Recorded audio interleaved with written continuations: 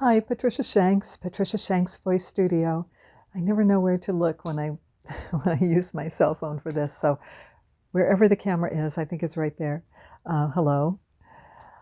I'd like to talk with you about a couple of aspects of what it's like to start voice lessons as an adult or to return to voice lessons as an adult. Maybe you've been away from singing for a long time, used to do some singing, or maybe you're coming off of an illness or something and you want to try to get your voice back in shape.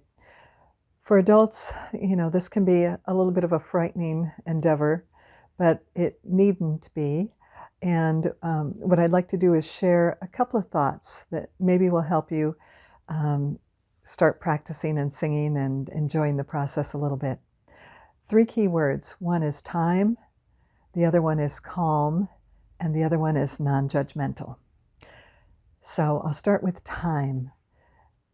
You need to be able to set aside just a whole lot of time.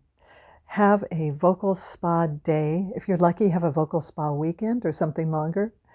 But set aside time where there's nothing else going on, and you might sing for a couple of few minutes, work on something, listen to something that you'd like to learn to sing, think about the words of something that you're singing, go over a little vocal exercise, just little dribs and drabs and dibs and dabs and whatever of work throughout a day or throughout the weekend.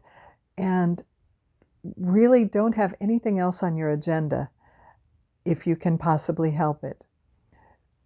I think that's critical. I used to tell my students to set up a practice shrine so that they had a nice, comfortable place and set aside an hour or so, which, is not enough time to set aside, but people are so busy. And so I think now I'd say that's not even enough. Have your space, have your time, and devote it to your practice. Calm. It's really, really critical, and I'm learning this again myself because I've been going through a lot of stuff, but I'm also coming away from a lot of stuff, that I'm finding my calm, my core, my center again.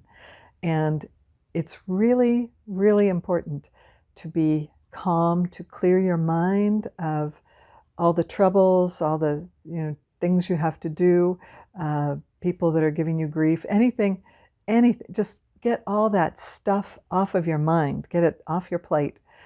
And, it'll still be there, it'll come back. But whatever it takes to do that, if you can do that easily, or, excuse me, or if you can set up a meditation practice or something, whatever it takes for you to get totally calm and clear of all that stuff so that you can use your time wisely. And the other thing is non-judgmental. Don't you judge yourself. I used to know an English professor who said something about, when I think it was something about my writing or something I was doing, he said, why are you so hard on yourself? The rest of the world will be happy to take care of that for you. And it was kind of like a little awakening. People out there are judgmental of stuff. I don't know why, but we certainly don't need to do that to ourselves. So work like a little child, work, free and clear, and just put in the effort, and don't worry too much about the results. When you start to have that, oh, that wasn't very good moment, we all do, I do it too, then just let go of that.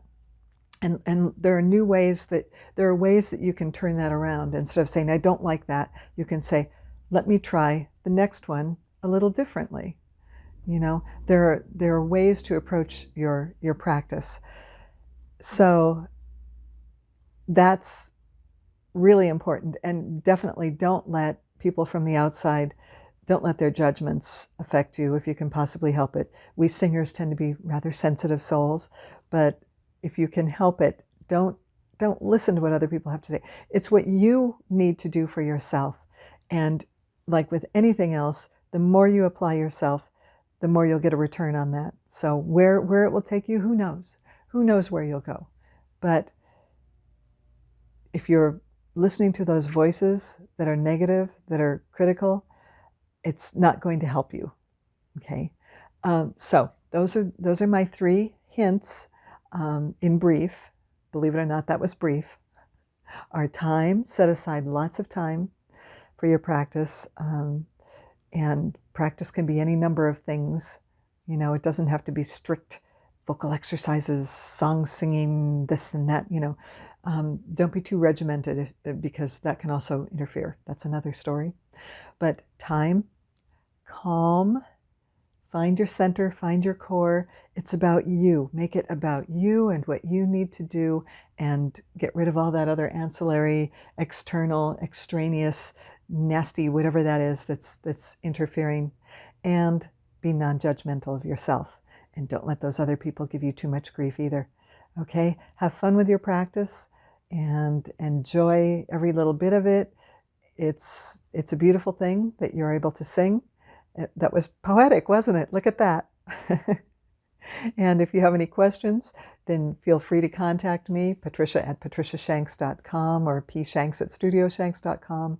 The websites are studioshanks.com and patriciashanks.com. And I look forward to hearing from you. And ta-ta.